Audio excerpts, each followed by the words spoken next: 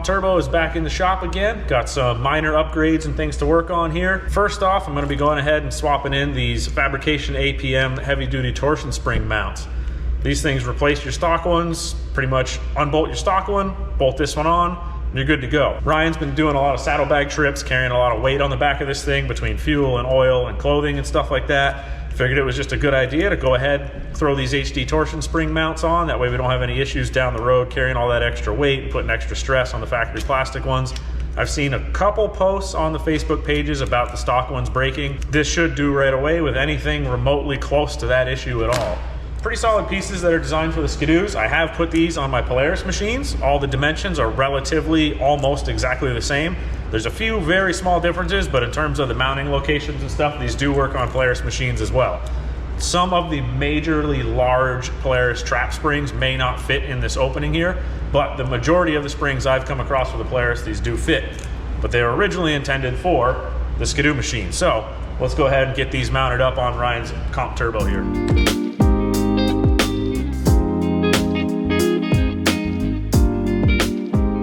I don't really have the best angle for camera placement with the lift arms and all that stuff to go ahead and get in here, so I'm just gonna be really awkward right here. 6mm Allen for your bolt out here, 13mm nut on the inside. I like to use the bigger ratchet to break it free with a wrench on the inside. Once it's broken free, I like to go ahead and zip the nut off on the inside and hold the bolt from the outside. You could spin the bolt out. Sometimes if you get crazy with that, the threads and stuff, you can start to kind of damage the hole in the rail, so it's better if you can take the nut off and not spin the bolt a ton. But do it however you want.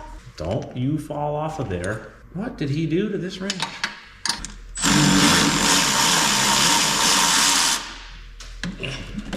You can see when I'm taking that nut off of there, I kind of get the tool in here and push up and kind of keep it straight as best as I can. There's no washer on that. It will kind of hold itself there, so you don't have to go too crazy with holding it and getting all paranoid about it flying out of there. Up on spring. Work that thing back a little bit. All your sizing stays the same, so it still uses 6mm Allen and a 13mm nut on the inside. I'm gonna go ahead and grease the bolt up a little bit. I also like to grease the actual mount here inside the nylon so that can spin a little bit freer, and just greasing things is good. So go add that, come back, bolt it in, good to go. Do-do-do-do-do-do.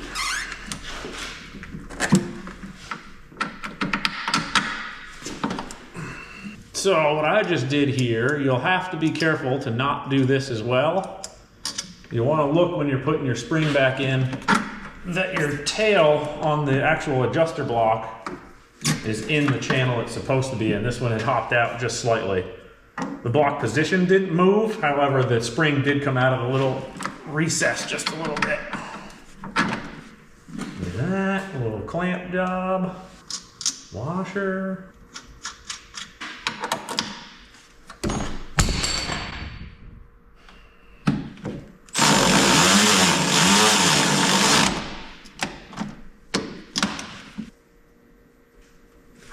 Beauty.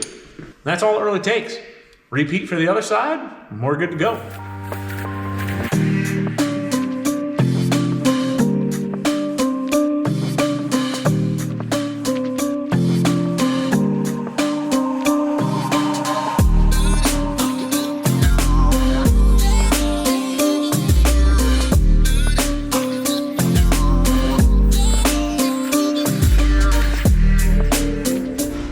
Got to get the old power stance going. So now that those are in, it's time to move on to the Gord's Garage ice methanol tank seat bracket link adapter kit thing there. Yank the cover off, drill a couple holes, and then bolt the bracket to it, install the link bracket, and then you can go ahead and put the seat bag on. So I'm gonna move on to that. Here we've got the Gord's Garage seat bracket kit. This allows you to use the Trail Link seat bag that goes on the back of your trail style 2-stroke seat for the Gen 4s and 5s. Allows you to use that bag on the Comp Turbo with the meth tank on the back. Let's hop over to the back of the sled. We'll pull that ice tank cover off, come back up here. We've got to take this bracket, set it in there, mark 2 holes, drill those out, bolt this bracket to the cover, and then install the actual link bracket itself. All you got to do here, take your T30, break these free, zip these out, toss them in a pocket. Jeez, I'm Ryan, holy pecker. Pop your cover off. Put back on there. Up front we go. Mark this, drill a couple holes. You can't really mess this part up. This bracket drops in. You don't really have a whole lot of room to move this around and mess it up. You can put it back here, but you can see it doesn't sit right. It drops in pretty straightforward. I'd be really surprised if someone messed this up. So I'm gonna go ahead, take our little paint marking pen. Boop, boop. 2 holes. In our instructions, it says 1/4 inch drill bit. So let's grab that, punch a couple holes.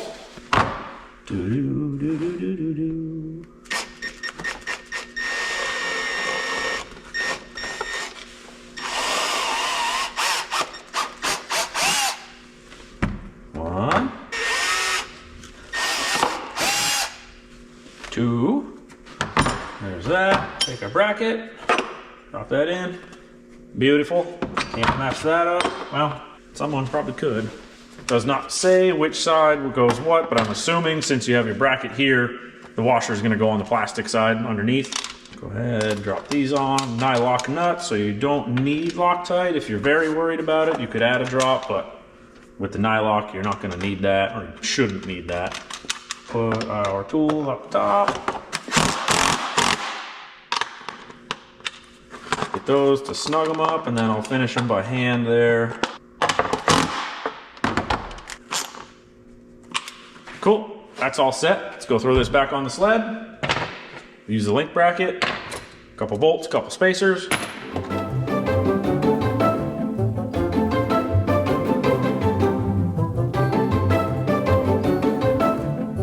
Not much to it from here on out. You kind of fish that back under the seat, drop that guy down there. I'm gonna leave this loose for now, get that thing centered. Take your spacers, do a spacer on each one of those. Link bracket, followed by the new M6x1x70 mil bolts. Dab a Loctite on those, snug them down by hand, tighten them up to what you think is correct. You know, obviously, if you keep going way too much, you might pull that nutsert out of the ice tank. So just use your smarts with this one, right? And then the instructions say after your first ride to recheck these and make sure they didn't loosen up, reapply Loctite and snug them up again if necessary. But if you do it all right, you should be good to go. So here we go.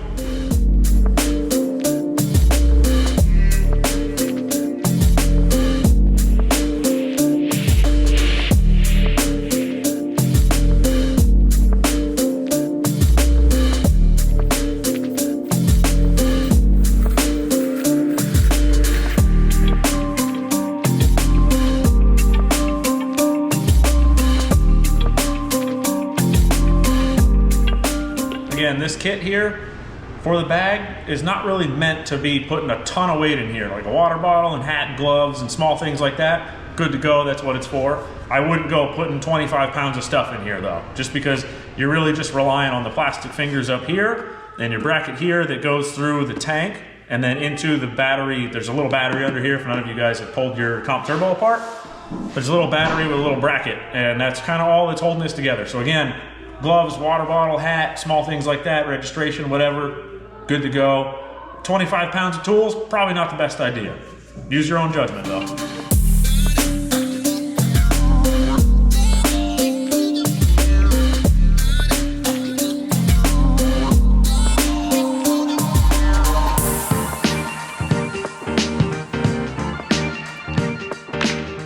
The last part here of the accessories and upgrade portion, if you will, of this latest Comp Turbo video is going to be going ahead and adding this Hot Rod Sled Shop 2.5% fuel mod.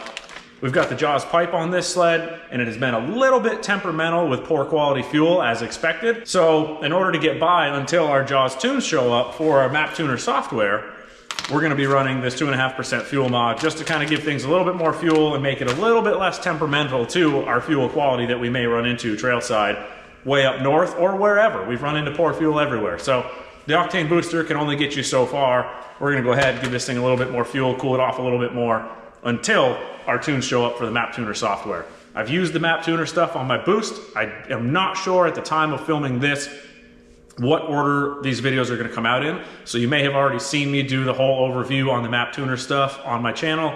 If not, that will be coming soon after this. It's just a matter of when I can get things edited and when I can get them uploaded compared to when I'm filming them and doing them in the shop. But I will say, if my map tuner video has not come out yet, and this is out first, this software is incredible. It's super intuitive, it's very easy to use. Their app that you go through is incredibly simple and straightforward. There's a full tutorial and walkthrough. I'm thrilled with this software, and the guys over at Map Tuner are incredible to deal with, so I'm really happy to be utilizing this stuff. And I'm also happy that Jaws decided to use Map Tuner as well, because it kind of simplified my life in the shop here, and now I can tune and use some of the diagnostic features and data logging with one system to cover multiple brands. So I'm pumped on that. Let's get to putting this fuel mod in. After that, we'll move on to kind of a maintenance item here. The tie rod boots on this sled tore the last trip in Canada. Following pretty close a lot of the time. Got a lot of snow dust in there, froze overnight. Tie rod boots tore up. So I got 2 new ones on the way. We'll get those replaced. It's a little bit intricate. You gotta pull the shock out, kind of let the control arms droop down so you can drill all the rivets out and replace those boots. But that will come after we get this fuel mod in. Once you get your hood and console and everything off, next step, you got to remove this little sound deadening guy. They've got 8,000 of these things everywhere to make this thing not sound like a snowmobile or something. And then the sensor you got to get to is the map sensor down in here. These are Bosch T-maps. They have temperature and your pressure all in one. Unplug that doodad, plug the fuel mod right in line, and then make sure your cables are kind of managed and out of the way. Maybe put a zip tie on and throw it all back together and you're good to go. Getting up in here to release the lock tab can be a little bit tricky because you don't really have a ton of room to get a finger or a hand up in here to get in there and really pinch that lock tab down. The best I found is take one of these little 90-degree picks, get in here and just gently lift up like this, and that will lift up on this side of the tab here, and then that usually slides right off nice and easy. I don't think this is an OEM Bosch connector on the end of this, to be honest with you. I think this is, not necessarily China special, but, they're buying in bulk. They're probably not OEM Bosch connectors. I have had the tab on these break a couple times on other ones in the past. So if you've replaced one with one of these and you've had it on and off a couple times, be careful around this tab. So as you can see on this is a 5% from 2 or 3 years ago, I think. The tab broke right off after several uses. I mean, it went on and off a bunch of different sleds and testing here and there, but you still can break that tab if you're not careful. Once you get that all plugged in, you can see this is kind of how the cables and wires want to lay. You could zip tie it up to the brake line, or you can tuck it down in here, something like this. Anything should be fine, it's up to you. I am not going to zip tie this one in here, just because if we have to pull it back out on the trail or something, I don't want to have to also cut a zip tie.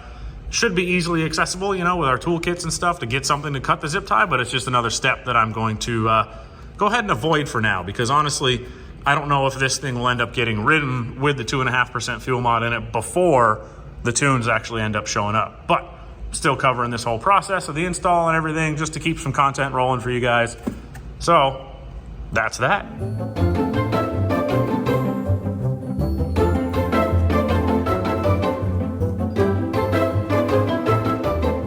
Moving on to the last part of the Comp Turbo here is tie rod boots. They're all riveted in instead of being push clips or something threaded into the bulkhead. They're all riveted.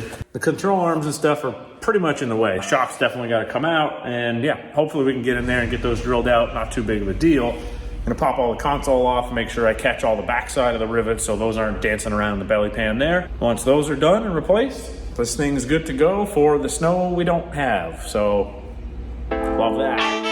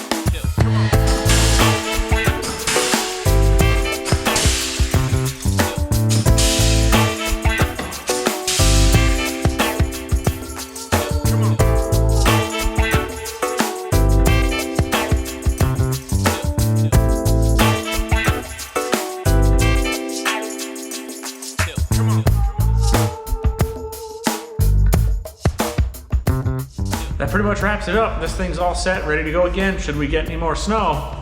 Fingers crossed. Come on.